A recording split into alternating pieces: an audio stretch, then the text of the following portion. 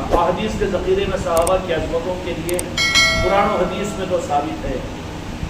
اور اس رخ کے اعتبار سے تو قبات کے امت کے لیے یہ رخ صرف روکھا سوکھا نہ ہو جائے کہ معیار حق صرف صحابہ کی ذاتیں ہیں۔ یقیناً صحابہ کرام رضی اللہ نہیں راہ حق اور معیار حق کی بنیاد ہے، اور ان کے ذریعے سے قیامت تک انسانیت کو حق ملے گا۔ معیار دین صحابہ کرام کی ذاتیں ضرور ہے، لیکن اسی کے ساتھ میرے آقا نے بڑی حکمت کے ساتھ اور بڑی ہی امت کی ہمدردی کے ساتھ ایک رخ اپنے حیات ظاہرہ کے اندر میں اولیاء کا بھی ظاہر فرما دیا۔ اگر اولیاء کا ظاہر نہیں فرمایا جاتا ظاہر کے طور پر، اور الگ اعلان اگر اولیاء کی عظمتوں کو ظاہر نہیں کروایا جاتا، تو نتیجہ یہ بات صرف یہ ثابت ہو جاتی کہ صحابہ ہی آخری معیار حق ہے۔ تو اس لیے دو جہاں کے مالک میرے آقا نے اس رخ کو امت کو دینے کے لیے صحابہ کی عظمتیں کی ہدایت فرما کر تو بتا دیا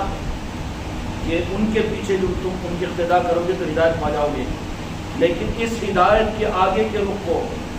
اگر ہدایت کا معیار صرف اس انداز میں ظاہری طور پر ہم یہ سمجھ لیں کہ صرف صحابہ ہے، تو یقینی بات ہے صحابہ ہے۔ اب قرآن ہدایت کی کتاب ہے،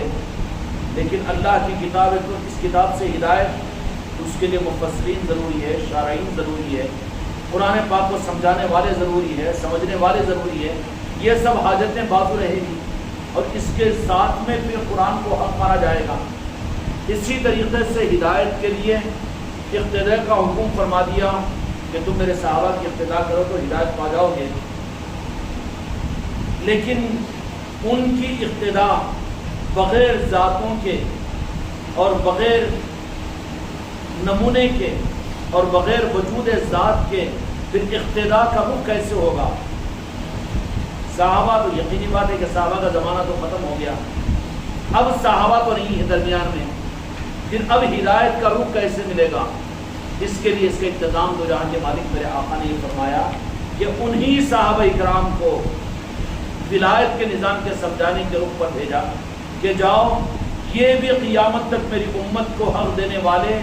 اب صحابہ کے زمانے کے ختم ہونے کے بعد میں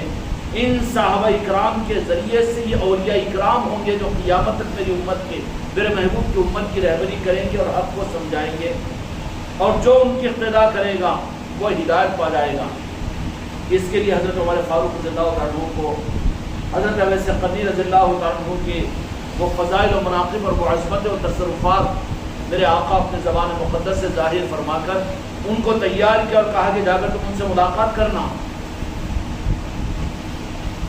اور پھر حضرت اویس قرنی رضی اللہ عنہ کے ذریعے سے ایک رخ تو بتا دیا کہ صرف صحابہ یہی اہتدیتم کے لیے کافی نہیں، بلکہ صحابہ کے زمانے کے بعد میں ان کے قائم مقام والذین اتبعوا بالاحسان، ان کے سچی تابعداری کرنے والے دین کے مخلص تابعدار جو ہیں، جن میں تابعین تابعین اولیاء اعظام اولیاء اکرام اور مشائخین اعظام، اس طریقے سے قیامت تک کی آل رسول کا نظام چلتا رہے گا۔ فرما دیا کہ تم ان کی تابعداری بھی کرو گے، رضی اللہ عنہم ورضوان، اللہ جیسے ان صحابہ سے راضی ہوا ان کی سچی تابعداری کرنے والوں سے اللہ تعالیٰ راضی ہو جائے گا۔ اس آپشن کو کھول دیا اور ان کی سچی تابعداری کرنے والوں کی پہچان بیان فرما دی کہ صحابہ اکرام کی یا رجحان کے مالک کے منشا کی سچی تابعداری کرنے والے کون ہیں۔ صحابہ تو ظاہر میں صحبت رہ کر تابعداری کرنے والے تھے، اس لیے کہ میرے آقا کے چہرے انور کو دیکھتے شب و روز آپ میرے آقا کی صحبت میں رہتے تھے۔ تابعداری کی بنیاد پر یہ صحابہ اکرام کی تابعداری تو ثابت ہو گئی، لیکن اس کے ساتھ دو جہاں کے مالک ایک رخ وہ بھی بتا دیا ان صحابہ اکرام کو کہ ظاہر میں میرے پاس میں ظاہر میں نہ رہنے کے باوجود میں اپنے فیضان سے ایسوں کو بھی تیار کروں گا جو قیامت تک میری امت کو اور میرے دین کو سنبھالیں گے۔ وہ کون ہوں گے؟ وہ میرے عاشقین ہوں گے جو ظاہری صورت میں مدینے میں میری خدمت میں نہیں آ سکے، اور ظاہری طور پہ میں نے ان کو کوئی احادیث نہیں بتایا، ظاہری طور پر شب و روز میرے ساتھ میں نہیں رہے، لیکن میں نے اپنے عشق کی بنیاد پر انہیں اپنا اتنا قریب کیا ہوا ہوں، میں اتنا قریب کیا ہوا ہوں کہ پھر ان کے اعمال بھی اور ان کی اقتداء بھی ہدایت کا مینارہ اور بنیاد بن جائے گی۔ اقتدیتم اہتدیتم، حضرت اویس قرنی کا رخ صحابہ کرام کو بتا کر دو جہاں کے مالک نے اس اقتدیتم اہتدیتم کے دروازے کو کھول دیا کہ جو سچی تابعداری کرنے والے ہیں، جو میرے سچے وفادار ہیں اور جو سچی میری تابعداری کرنے والے ہیں، بدیگر الفاظ اور صورت کے یہ کہ اے صحابہ تم تو مجھے دیکھ کر میری تابعداری کر رہے ہو، لیکن میرے فیض سے میں ایسے بھی طبقے کو قیامت تک میری امت کے لیے رکھوں گا کہ جو ظاہری طور پر مجھے نہیں دیکھے ہوں گے لیکن وہ اصل میں سچے میرے تابعدار ہوں گے عشق کی بنیاد پر، تو وہ بھی ہر زمانے کے اندر میں امت کے لیے اصل ہدایت کی تابعداری، ان کے حق کی تابعداری قرار دی جائے گی۔ انعم اللہ من النبیین والصدیقین والشہداء والصالحین، یہ قرآن پاک کی آیت، انعمت علیہم، یہ بھی قرآن پاک کی آیت اسی طرف میں دلالت کرتی ہے کہ سچی تابعداری کرنے والے جو ظاہر میں رہ کر کیے وہ تو بنیاد بنے ہی بنے صحابہ، لیکن دل و جان اور میرے آقا سے عشق کا رخ قائم کر کے جو سچے تابعدار بن گئے، جن کو میرے مصطفیٰ نے اپنی بارگاہ میں قبولیت عطا فرما دی اور فرماتے رہ گئے، وہ بھی امت کے لیے اقتدیتم کہ تم ان کی اقتداء کرو، اہتدیتم تاکہ تم ہدایت پا جاؤ۔ اس دروازے کو میرے مصطفیٰ نے کھولنے کے لیے صحابہ کرام رضی اللہ عنہم کو حکم دیا کہ جاؤ ایسے میرے سپاہی کو، تم تو میری صحبت میں رہ کر مجھ سے دین لیا، لیکن میرا ایک عاشق ایسا ہے جو مجھ سے دور رکھ کر میں نے اس کو ایسے نوازا، دور رکھ کر غائب میں رکھ کر ایسے نوازا کہ یہ بھی میرے ایک فیضان کا نظام ہے کہ قیامت تک میں اسے نوازتا رہوں گا، جاؤ ان کی پہچان میں دیتا ہوں۔ تصدیق میرے آقا نے فرما دی، کوئی گنجائش باقی نہیں رہی کہ بعد کے جو ظاہری طور پر صحابی نہیں بنے، جیسے عام طور پر یہ بدعقیدوں کا اعتراض ہوتا ہے کہ وہ صحابہ اقتدار کے قابل ہے، وہ حجت ہے شریعت میں، بے شک وہ حجت ہے، لیکن اسی کے ساتھ ہی یہ رخ بھی دیا کہ حجت میں داخل میرے مصطفیٰ نے خود صحابہ کے ساتھ میں خیر القرون قرنی ثم الذین یلونہم ثم الذین یلونہم، میرا زمانہ خیر کا، اس کے بعد کا زمانہ خیر کا، اس کے بعد کا زمانہ خیر کا، اس طرف میں اشارہ فرما دیا۔ یہی نہیں فرما دیا کہ صرف صحابہ کا زمانہ خیر کا، بلکہ دروازے کو کھول دیا، کیونکہ ضرورت تھی کہ بعد کے بدعقیدے اور گمراہ یہ کہیں گے کہ نہیں ہم تو صرف شریعت کو وہی مانتے جو صحابہ سے ثابت ہے۔ یہ غوث العظم کا نظام، یہ غریب نواز کا نظام، یہ مشائخ نظام کا نظام، یہ پنجت الپاک کا نظام، ان نظاموں کو ہم کیوں قبول کریں جبکہ اصل معیار حق تو صحابہ کرام کی ذاتیں ہیں۔ اس لیے دو جہاں کے مالک نے ہم غلاموں پر کرم فرما کر اور ہم کو بدعقیدگی سے بچانے کا انتظام کرنے کے لیے جو معیار حق کے اعلیٰ درجے پر تھے انہی کو اپنی امت کے ان اولیاء کو جس کے میرے مصطفیٰ نے اپنی نگاہ خاص سے نوازا تھا ان کے پاس میں بھیج دیا۔ جب ان صحابہ اکرام کو حضرت ابی قرنی رضی اللہ عنہ کے پاس میں بھیجا تو نعوذ باللہ علیاذ باللہ کفر نباشت کفر، لیکن برداشت کیجیے حقیقت کے سمجھنے کے لیے۔ جیسے زمانے کے اندر میں کہا جاتا ہے کہ صحابہ میں آل حق ہے، یہ غوث و خواجہ، یہ طریقت اور یہ آل رسول، آل علی اور اولاد علی اور یہ اولیاء اکرام، یہ معیار حق کیسے ہوں گے؟ تو کیا حضرت عمر فاروق رضی اللہ عنہ کو یا پھر بعد کے زمانوں میں بدعقیدوں نے بہت شد و مد کے ساتھ عنوان بنایا کہ قرآن اور حدیث اور صحابہ کتنے بھولے ہیں یا مکار ہیں، کہ سوال کرتے کہ صحابہ سے ثابت ہے کہ تو تیرا جو دین پر عمل کرنا ہے یہ کیا پورا دین تو اپنے صحابہ کی زندگی سے ثابت کر سکتا ہے؟ وہ بیچارے سفید رومال اور لال رومال والے کتنے بھولے پن سے امت کو بے وقوف بنانے کے لیے جو چیز قرآن سے اور حدیث سے صحابہ سے ثابت ہے وہی معیار حق ہے، معیار حق ہے۔ تو بچے تو اردو میں بول رہا ہے نا مدینے کے صحن میں رہ کر کھڑے ہو کر، تو تیرا اردو میں بولنا بھی تو حدیث سے ثابت کر۔ حدیثیں تو عربی میں تھی، عربی میں تھی نا، انگلش میں بول رہا تو انگلش میں تو بولنا ثابت کر۔ ہم بے عقل بے وقوف نہیں ہیں، ایسے اوجھل کم دماغ والے مکار و عیار دنیا کے دغاباز نہیں، دین کے دغاباز نہیں ہیں جو امت کو الجھا دیں کہ کوئی چیز صحابہ سے ثابت نہیں ہے. یہ گیروے کپڑے پہننا، یہ صافے بننا، کتنا الجھاتے ہیں امت کو. اور پوری دنیا میں انٹرنیٹ کو استعمال کر کے ان بدعقیدوں نے، اور گھبرانے کی ضرورت نہیں، اس سے زیادہ کے حالات دجال کے زمانے میں پیدا ہوں گے. لیکن جن کو میرے مصطفیٰ کی نگاہ ملی کی ہوگی، دجال ان کا بال بھی بیکا نہیں کر سکے گا. تو یہ بیچارے دو ٹانگ والے دجال یا دو آنکھ والے دجالوں کے فکروں سے امت کیا گمراہ ہوگی. الجھا رہا ہے قرآن و حدیث اور صحابہ کا تانا دے کر کہ یہ کیا ثابت ہے صحابہ کے زمانے سے. تو پھر صحابہ کے زمانے سے ثابت ہے تو اے مولوی کے بچے، اپنے کالر کو 3 گنڈیاں لگایا ہوا ہے، کسی صحابی سے ثابت کر. ہے بخاری و مسلم میں ثابت کر پائے گا وہ بیچارہ علامہ مسجد نبوی کے صحن میں رہ کر؟ تعجب کیوں نہیں ہوگا نا، اس لیے کہ نمونہ میرے آقا کی حیات ظاہرہ ہے. نہیں بولے مسجد نبوی کے اندر میں ہے، مکے کے اندر میں ہے، وہ لوگ یہ سب عقیدتوں کے اظہار نہیں کرتے، وہ درود و سلام نہیں پڑھتے، وہ دو جہاں کے مالک کے اوپر صلاۃ و سلام نہیں پڑھتے، بس وہاں بھی درود ہی پڑھتے ہیں، سلام نہیں پڑھتے ہیں. یہ سلام بات کی ایجاد ہے، یہ مسافے نہیں، یہ قدم بوسی نہیں، یہ سب کچھ نہیں ہوتا وہاں پر. اور وہاں پر وہ چیزیں نہیں ہوتی، بس وہاں پر تو وہاں کے دین کا رنگ کچھ الگ ہے. تو کوئی تعجب کی بات نہیں، بیچارے جو کمزور ہوتے ہیں وہ لوگ وہاں پر نہیں ہے نا. تو پھر جو ہونا مکے میں اور مدینے میں صحیح. ابھی حج کو جانے والے بیچارے جو کچے پکے، جو عقیدوں کے بیچارے کچے اور پکے ہو کر جاتے ہیں، وہ وہاں کے جا کر حالات کو دیکھ کر چکا چوندھ ہو جاتے ہیں اور غیر محسوس طریقے سے ایک اثر لے کر آ جاتے ہیں کہ نہیں بولے مکے مدینے کے اندر میں یہ ساری چیزیں تصوف کی، تربیت کی، پیری مریدی کی، وہ چیزیں وہاں پر نظر نہیں آتی، بلکہ وہاں تو بالکل الگ نظام نظر آتا ہے. اور وہ وقت کا پورا فائدہ اٹھا کر وہ لوگ ذہن کو کنورٹ کرنے کے لیے پورا فائدہ اٹھاتے ہیں. اور یہ منافقین کی پرانی سنت ہے، بلکہ مشرکین مکہ کی پرانی سنت ہے. جب دو جہاں کے مالک میرے آقا حضرت محمد مصطفیٰ صلی اللہ علیہ وسلم نے اعلان نبوت کیا تو حج کا تو نظام پہلے سے چلتا آ رہا تھا. حج کے لیے لوگ تو حج کے مہینے میں، ذی الحجہ کے مہینے میں لوگ وہاں پر آیا کرتے تھے، پوری دنیا سے لوگ نکل کر آتے تھے نا. تو اس وقت میں اعلان نبوت کے بعد میں جو عناد رکھنے والے تھے میرے مصطفیٰ کی ذات سے، وہ یہودی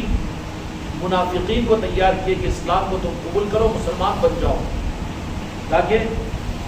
مسلمانوں کو گمراہ کرنے کے لیے تم کو کوئی ایک راستہ مل جائے. کیونکہ باہر والا اگر کہے گا تو فوراً یہ سمجھ لے گا کہ تو باہر والا اس کی بات کو کیوں سوچے. اس لیے اندر میں پھر ایسے لوگوں کو انہوں نے پیدا کیا، اور وہ خاص طور پر وہ یہود و نصارہ ان منافقین کو حج کے زمانے میں ان کی ڈیوٹیاں متعین کرتے تھے. اور وہ مکہ مکرمہ کے بیت اللہ، کعبۃ اللہ کے حدود کے باہر وہ جو راستوں سے جو اونٹوں کے قافلے اس زمانے میں آتے تھے، حج کے موسم میں قافلے جو آتے تھے نا، وہ پیدل راستوں سے آتے تھے زیادہ. ایروپلین اور بس اور گاڑی تو نہیں تھے اس زمانے میں، اونٹوں پر، گھوڑوں پر، سواریوں پر آتے تھے. تو وہ لوگ کعبۃ اللہ کے اطراف میں نہیں گیدرنگ کرنے کے لیے، بلکہ ان راستوں نکڑوں کے اوپر چلے جاتے اور وہاں مستقل اپنے خیمے زن کر دیتے تھے اور گاڑ دیتے تھے، وہاں قیام کرتے تھے. اور پھر ان آنے والوں کو ان کی کچھ خدمت کر کے ان کا مقصد جو ہوا کرتا تھا، آپ کو یہ بات سمجھ میں آ جائے گی کہ وہ حاجی آ کر آپ کو سنائیں گے یہ بات کہ وہاں پر تو انہوں نے یہ کیا کہ یہ سلسلے کیوں، یہ قادری چشتی کیا، اور یہ کپڑے کیوں ایسے، اور وہ کہیں کو، وہ صلاۃ السلام کہیں کو، یا رسول اللہ دور سے کہنا کہیں کو، اس طرح کے. یہ تو سیزن اللہ تبارک و تعالی رحمان کا نظام تو یہ ہے کہ ضیوف الرحمان کر کے اپنے رحمان کے بندوں کے لیے تو رحمت کے دروازے کھولتا ہے، لیکن شیطان بھی اپنے نظام کو پہلے سے چلایا ہوا رہتا ہے. آج مسجد نبوی کے صحن میں اگر رومان والے اگر اس طریقے سے کچھ کر رہے ہیں تو کوئی فکر کی بات نہیں، کیونکہ یہ تو پرانی سنت ہے منافقین کی کہ تو صحابی کہہ رہا ہے تو کبھی تو نے صحابی سے ملاقات کی ہے. صحابی کیسا کرا معیار حق، اختلیتم نقل کرنے میں، اور وہ نقل کے اندر میں میرے آقا نے ان صحابہ اکرام کو اس بات پر تیار فرمایا کہ جاؤ تم تو صحابی ہو لیکن ملاقات کرو تمہارے بعد کے ولی پر، ولی سے ملاقات کرو اویس قرنی سے، میں بھیج رہا ہوں تم کو۔ اور کہاں بھیجا؟ حضرت عمر اور مولا علی مشکل کشا علیہ السلام مکہ مکرمہ کو آئے، حج کے زمانے میں آئے، دو قافلے آ رہے تھے، اور آپ وہاں پر آ کر خطبہ ارشاد فرمایا۔ حضرت عمر فاروق رضی اللہ عنہ معلوم کیا کہ ایمن کے لوگ کون ہیں، آئے ہوئے ہیں، کہا کہ یہ قافلہ ایمن کی طرف سے آیا ہوا ہے۔ ان کو بلایا، تمہارے ایمن کے ملک کے اندر میں کوئی قرن علاقہ ہے، آپ بولے کہ قرن ہم ہیں، وہاں پر آ گئے۔ ان کو پھر الگ سے بلایا، خصوصی ملاقات کی۔ قرن اتنا اہتمام کیوں؟ روح کاپنی شروع ہو گئی ان کی، قرن والوں کی۔ حضرت عمر رضی اللہ عنہ ہوتے، ان کے جلال کا عالم کیا تھا؟ کہا کہ سرکار کی آواز ہے امیر المومنین۔ نہیں، قرن کے اندر میں وہ ایک شخص رہتا ہے جس کا نام اویس ہے۔ ہاں اویس، ایک دوسرے کو یوں دیکھیں، کون؟ اپنے میں تو کوئی اویس نہیں ہے نا، نہیں تمہارے قرن کے اندر میں کوئی اویس نامی شخص ہے۔ تو لیکن ہمارے پاس میں جو جتنے لوگ قرن کے آئے اس میں تو کوئی اویس نہیں، تو کوئی ہے تمہاری یاد میں؟ تو جو قابل لوگ حج کے لیے آئے تھے نا، ان کے تو ذہن میں بھی نہیں آیا۔ صوفیہ کا نظام یہ ظاہری کتابوں پر عقیدہ رکھنے والے، صرف ظاہری چیزوں کے اوپر، جن کے پاس میں قال اور قالی حال کی نسبت نہ ہو، جن کے پاس میں صرف شریعت ہی شریعت ہو اور طریقت کو زیادہ اہمیت نہ دیتے ہو، ان کا دماغ بھی تو ادھر نہیں جائے گا نا۔ دین کی خدمت ظاہر علم والوں سے ہوگی، دین دنیا میں پھیل رہا ہے ظاہری علم والوں سے، اور دین کا سارا نظام اور پوری ٹھیکیداری وہ کس کو دیں گے؟ جو حقیقت میں دین کو کاٹ کر کپے لگا کر بیچنے والے ہیں، ان پر نہ، ادھر تو دماغ بھی نہیں جائے گا۔ اب اہل ایمن کے، وہ اہل قرن کے لوگ آئے، ہوش و حواس والے آئے، ان سے حضرت عمر فاروق رضی اللہ عنہ نے سوال کیا کہ تم قرن کے رہنے والے ہو؟ ہاں قرن کے۔ قابل لوگ تھے وہ، اور صحابی لوگ تھے وہ، صحابی تھے وہ۔ تو کہا کہ کوئی اویس نام نہیں، ہمارے ساتھ میں کوئی اویس نام نہیں ہے۔ تو کیا کہ تم جانتے ہو اویس کو؟ نہیں، کیونکہ نظروں میں اسکرین پر تھے نہیں نا۔ علامہ اسکرین پر رہیں گے، مولانا اسکرین پر رہیں گے، مؤلف رہیں گے، مصنف رہیں گے، مفسر رہیں گے، محدث رہیں گے، اچھے امام رہیں گے، اچھے قاری رہیں گے، اچھا بیان کرنے والے اچھل کود کر وہ رہیں گے۔ لیکن سوال کیا حضرت عمر رضی اللہ عنہ کہ اویس کو جانتے ہو؟ اویس نامی کوئی شخص ہے؟ تو ان لوگوں نے کہا کہ نہیں، ان میں سے ایک جس کی زندگی زیادہ جنگلوں میں جانوروں کے ساتھ میں، جانوروں کے ریوڑوں کو ہٹاتے ہوئے گزرتی تھی، میں جانتا ہوں ایک اویس کو۔ امیر المومنین وہ ریوڑ چلانے والے، وہ ایسا دیوانہ آدمی ہے کہ لوگ ہنستے ہیں تو وہ روتا ہے، وہ روتے ہیں تو لوگ ہنستا ہے۔ ہاں، جو قرن کے اندر میں نہیں رہتے، جنگلوں کے اندر میں، کبھی ندی کے کناروں میں، کبھی شب و روز جنگلوں کے اندر میں، کوئی دین کا معیار نہیں، قرن کی جامع مسجد کی امامت کرنے والا نہیں ہے وہ، کوئی بیان اور تقریر کرنے والا، کوئی واضح و نصیحت کرنے والا، کوئی پیر و مرید نہیں ہے۔ اب وہ حضرت اویس کا پتہ بتا رہے،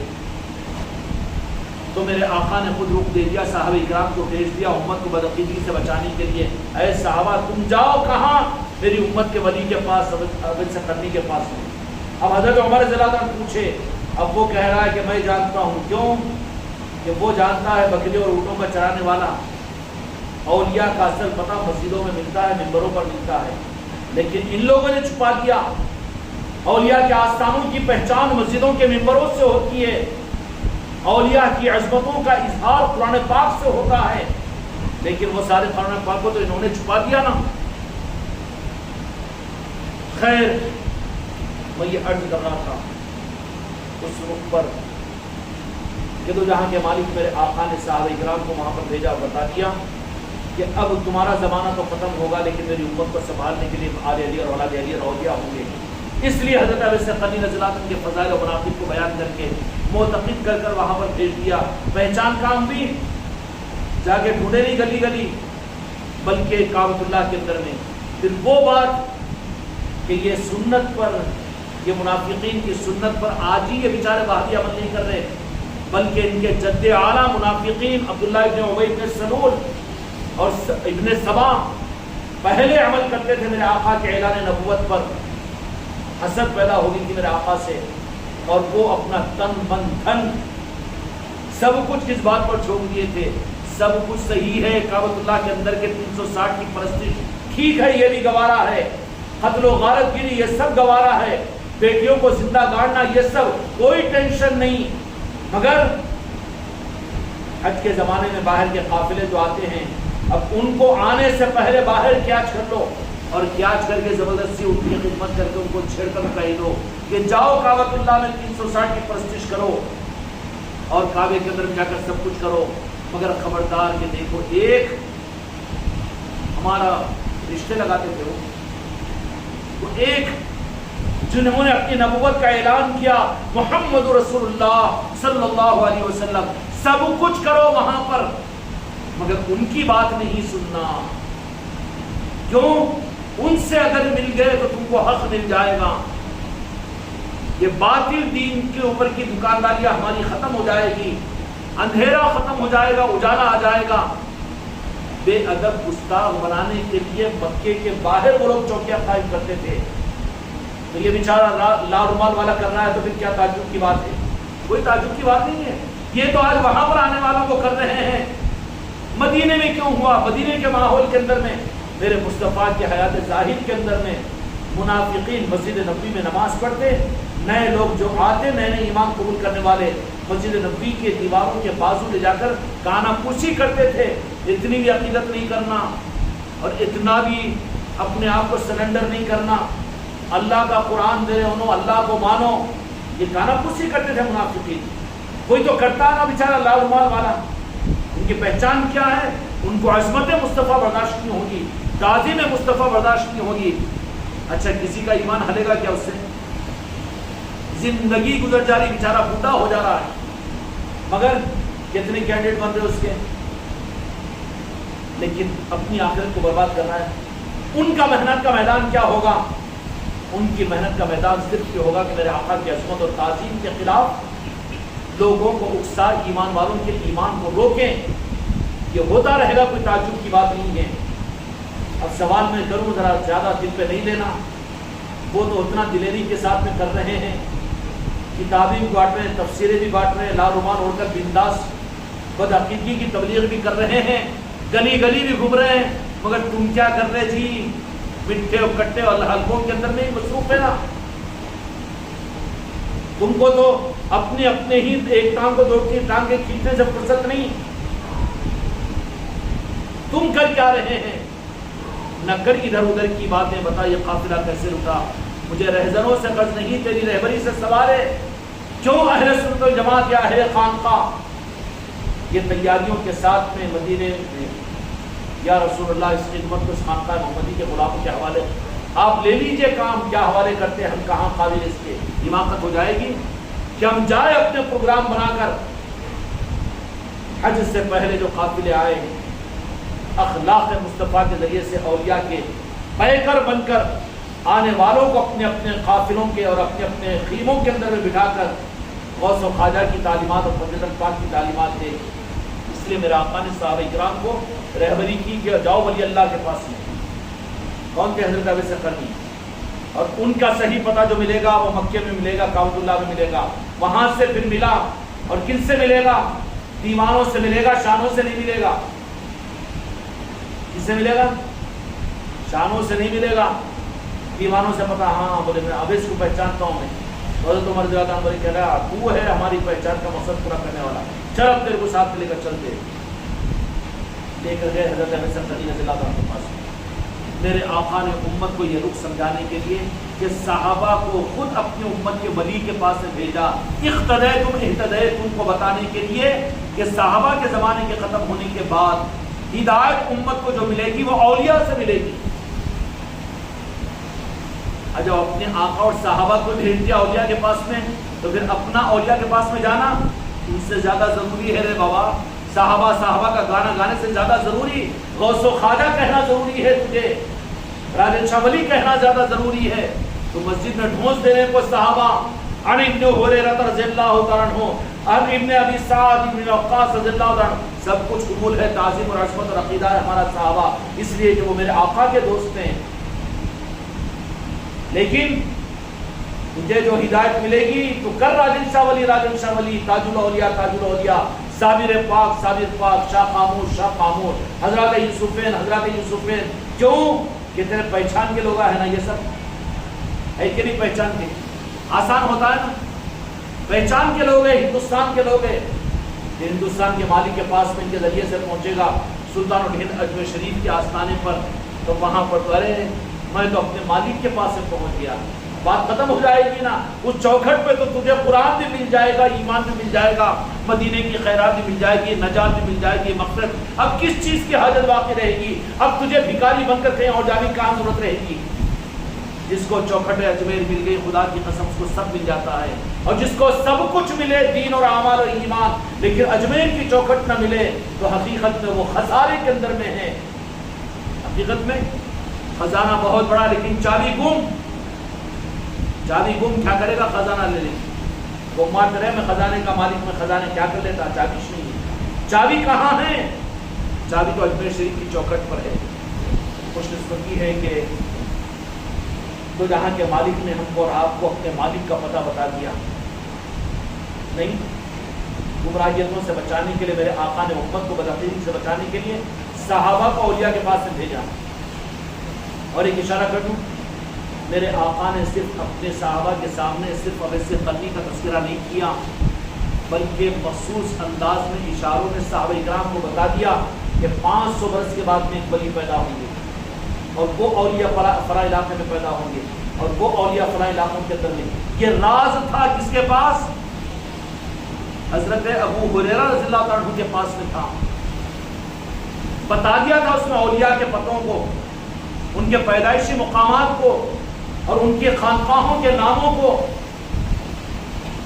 اور ان کے علاقوں کو، ان کے ملکوں کو بتا دیا تھا۔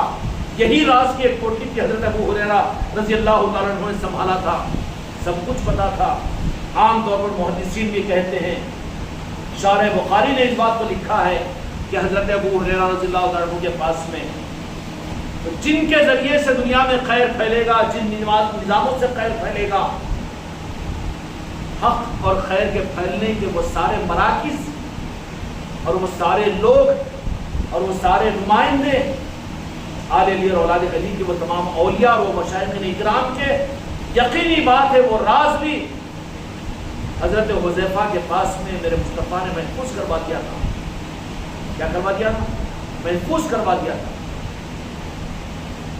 محفوظ کروا دیا تھا۔ اس لیے وہ اس بات کی دعا کرتے تھے کہ یا اللہ یہ سن 62 ہجری تک مجھے زندگی نہ دے، اس سے پہلے مجھے اٹھا لے۔ صحابہ نے پوچھا کہ یہ دعا کیوں کرتے ہو؟ کہ میں جانتا ہوں کہ سن 61 ہجری کے اندر میں کلمہ پڑھنے والے خود نماز رسول کو شہید کریں گے، میں جینا نہیں چاہتا۔ فتنہ جو پیدا ہونے والا تھا اس کی آگاہی میرے آقا نے فرما دی تھی۔ قیامت تک آنے والے سارے فتنوں اور سارے خیر کے نظاموں کا علم حضرت حذیفہ کو راز کی صورت میں عطا فرما دیا تھا۔ تو قیامت تک جن سے حق پھیلے گا علی اور اولاد علی کا، یقیناً اس میں صابر پاک کا نام بھی سر فہرست ہے، غریب نواز کا بھی ہے، غوث الاعظم کا بھی ہے، شاہ خاموش کا بھی ہے، راجن شاہ ولی کا بھی ہے، اور آگے جتنے اولیاء اہل رسول کے اندر میں آئیں گے جن سے حق دنیا میں پھیلے گا، دکانیں نہیں، وہ سب اس لسٹ کے اندر میں موجود تھے حضرت حذیفہ کے پاس، اور وہ لسٹ آج بھی غوث الاعظم کے پاس محفوظ ہے۔ کون سی لسٹ موجود ہے؟ اس لسٹ کو دیکھتے ہیں، علاقے کے سپاہیوں کو تیار کرتے ہیں، جاؤ فلاں ہندوستان کے اندر میں، فلاں مشرقی حصے کے اندر میں، یہ نظام تو میرے مصطفیٰ نے طے کر دیا کہ اس کے ذریعے سے حق پھیلنا ہے،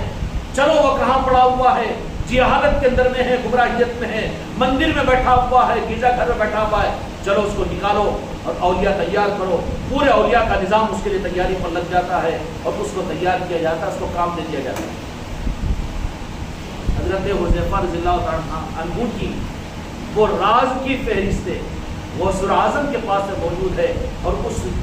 راز کی فہرستوں کو دیکھ کر غوث الاعظم پھر اپنے نظام کو چلا کر قیامت تک ایسے آل علی اور اولاد علی کی اولادوں میں جو اولیاء بننے والے، جن سے دنیا میں حق پھیلنے والا ہے، یہ سب ادھر کے نمائندے ہوتے ہیں، ادھر کے نمائندوں کو ادھر کے IPS IAS جو رہتے نا جی، جو وہ رہتے نا ڈائریکٹ اپارٹمنٹ والے، انہوں نیچے آنا وہ ڈرتے ہی چل لائٹ لے لیں، کوئی MLA رہے بازو، وہ ان کا اپنے علاقے کا MLA، ہم کو کیا کرنا ہے، بولتے کہ نہیں بولتے؟ تو ایسے جو اولیاء ہوتے ہیں، جو حق کے سپاہی، وہ غوث العظم کی طرف سے تیار کیے جاتے ہیں، ان کے حق کے نظاموں کی طرف کسی کی رعایت نہیں کرتے۔ مخلوق کی خوشامدی یا مخلوق کی چاپلوسی، مال والوں کو دیکھ کر راہ ٹپکانا، یا پھر ان کی رعایت، مریدوں کی، خلیفاؤں کی اور ان کی رعایت کو نہیں کرتے، بلکہ اس لیے کہ ان کو تو تیار کیا جاتا ہے ویسے اس اعتبار سے پھر غوث و خواجہ کے ہاتھوں میں ان کی تعمیر ہوتی ہے، ان کی تربیت ہوتی ہے۔ کیسے ہوں گے وہ کہ جو صابر پاک کے ہاتھ میں تیار ہو، جو راجہ شاہ ولی کے ہاتھ میں تیار ہو، جن کو اپنے حق کے لیے تیار کیا ہو، کیسے نازوں کے ساتھ وہ تیار اور تربیت کرتے ہوں گے۔ کوئی استاد ایسا کیسا عالم بنائے گا اپنے کسی بچے کو، جیسے یہ اولیاء جن کو غوث پاک حکم دے دے کہ اس کو میرے مدینے والوں نے اس کو فلاں علاقے کے لیے قطبیت عطا کی۔ یہ تو ادھر کی تقسیم ہوتی ہے نا، نہیں ادھر کی تقسیم ہوتی ہے کہ فلاں علاقے والوں کو ان کی قطبیت دے دی گئی، وہاں کی یہ قطبیت کے مالک ہے، وہاں کے وہ مالک بنا دیے گئے، وہاں کے وہ مخدوم ہیں، ان کی طرف سے تو پھر وہ اولیاء کس انداز سے تیار کرتے ہوں گے، اور ان کے تیار کردہ لوگ کیسے ہوتے ہوں گے، جو ان کی تربیت تو ان آقاؤں کے ہاتھوں سے ہو رہی ہے تو جہاں تک سوچ بھی نہیں سکتا۔ اس لیے مخالفت کے اندر میں آتے ہیں یہ لوگ تو پرواہ بھی نہیں کرتے، فتوے خلاف میں نکل جاتے ہیں، ان کی گردنوں کو اڑا دیا جاتا ہے، ان کی کھال کو علم کی تلواروں سے کھینچ دیا جاتا ہے، کوئی ٹینشن نہیں، کوئی ٹینشن نہیں۔ کیوں؟ یہ تیار ان کے ہاتھوں میں ہوئے ہیں، وہ کوئی مدرسوں کے فارغ نہیں ہوتے، کوئی خانقاہوں کے فارغ نہیں ہوتے، وہ کسی استاد کے شاگرد نہیں ہوتے اور کسی یونیورسٹی کے فارغ نہیں ہوتے، بلکہ وہ تو اولیاء کے ہاتھوں میں تیار ہوتے ہیں، ان کے نظام ہی کچھ الگ ہوتے ہیں، ان کو عام لوگوں کی نظروں سے دیکھ کر دھوکہ کھا لیتے ہیں جن کے ہاتھوں پر، اور وہ سب ڈیسائیڈڈ لوگ ہوتے ہیں، اور اس کا راز غوث العظم کے پاس میں وہ کتاب جو حضرت حذیفہ کو دو جہاں کے مالک نے عطا کیا تھا، وہ کتاب غوث العظم دیکھتے ہیں کہ اب اس 15ویں صدی کے اندر میں کس علاقے کے لیے کس کو تیار کرنا ہے، کس علاقے کے لیے کس کو تیار کرنا ہے، اور کون سے ملک کے لیے کس کو، ارے فلاں نام کا، اچھا ٹھیک ہے، کس کا بیٹا ہوگا، وہ کس کی اولاد ہوگی، اس کو چلو اس علاقے کے اولیاء اب ان پر نظر رکھو، ان کو تیار کرو۔ وقت پڑتا ہے، وقت پڑتا ہے تربیت کے لیے، حضرت خضر علیہ السلام کو بھی ڈیوٹی لگا دی جاتی ہے کہ تیار کرو، غوث العظم کو کہہ دیا جاتا ہے کہ سنبھالنا ہے آپ کو، مولا علی کی نگاہ کرم ہوتی ہے ان پر، غریب نواز ان کو اپنا بنائے ہوئے ہوتے ہیں، کیسوں کے ہاتھ پر تیار ہوتے ہیں، کیسوں کے ہاتھ پر۔ میرے بچوں یہ سب زبان کی باتیں نہیں ہیں، حقیقتوں ہیں جن کے ساتھ جن کا اظہار میں کر رہا ہوں، اس لیے اصل رخ کے اوپر رخ کو لاؤ، رسمیت پیری مریدی کے نظاموں کے اندر دھوکہ مت کھاؤ۔ یہ چیزیں حقیقت تک پہنچنے کی راستہ ضرور ہے، لیکن منزل یہ نہیں ہے۔ تو ڈیسائیڈڈ ہوتے ہیں، اگر اس کتاب کے اندر بھی کسی کا نام ہوگا تو پھر ان کو تو وہ لوگ تیار کریں گے نا، رہے گا پیر کے ہاتھ میں دیا جائے گا، لیکن پوری تیاری کہاں سے ہو رہی ہے؟ تاج الاولیاء کے پاس سے، صابر پاک کے پاس سے، محمود نظام الدین اولیاء کے پاس سے، شاہ خاموش کے پاس سے، ان کی سب کسٹڈی لگی ہوئی ہے اور وہ تیار کر رہے ہیں، تو پھر وہ کیسا ہوگا؟ اس کی پہچان یہ ہوگی کہ کسی کی رعایت نہیں کرے گا حق کی راہ کے اندر میں، وہ جائے گا لاکھوں میں اکیلا کھڑے ہو کر، حق کو کبھی وہ چھپائے گا نہیں۔ ارے 5000 کا مجمع ہے، اگر اس میں یا رسول اللہ کہہ دوں تو پھر میرا کیا ہوگا؟ یا غریب نواز اگر کہہ دوں تو وہ تو کہے گا، حق کو ظاہر کرے گا، چھپانے والا چھپنے والا نہیں ہوگا، وہ اس کے دل میں یہ خیال بھی پیدا نہیں ہوگا، کیا ہوگا؟ جاری تو جائے گی ایک۔ اس لیے میرے بچوں کچھ نقل کرنے کے لیے اپنے آپ کو تیار کرو، جو کہ نقل کرنے والوں کو جو خدا کی قسم وہ سادات بڑی خیرات عطا کر دیتے ہیں، وہ مالک بن جاتے ہیں، محروم مت ہو۔ اللہ تعالیٰ حق کے ساتھ ہم کو راہ کو آگے بڑھائے۔